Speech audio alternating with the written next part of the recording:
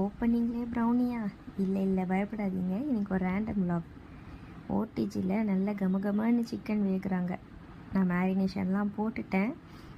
சும்மா தோணுச்சுன்னு chicken சாப்பிட்டவங்க try பண்ணி என்ன சிக்கனாக இருக்கும்னு நீங்கள் அப்படியே கெஸ் பண்ணி கமெண்ட் பண்ணுங்கள். ஆனால் பெரிய விஷயம் இல்லை, பார்த்தது கண்டுபிடிச்சிருப்பீங்க. இது ஜஸ்ட்டு தந்தூரி சிக்கன் தான். ரொம்ப ஸ்மோக்கி எஃபெக்ட் கொடுக்காம மைல்டான மசாலா போட்டு ஹோம்மேட் மசாலாவில் செம்மையான ஒரு சிக்கன் தந்தூரி வீட்டிலே நான் ட்ரை பண்ணேன். இதுக்கு பின்னாடி ஒரு சின்ன ஸ்டோரி. என் ஹஸ்பண்ட் என்னை பார்த்து ஒரு கேள்வி கேட்டார். ஓடிஜி வாங்கி 1 வருஷமாக வச்சுருக்கியே, எனக்கு ஒரு நாளாவது சிக்கன் செஞ்சு கொடுத்தியான்னு.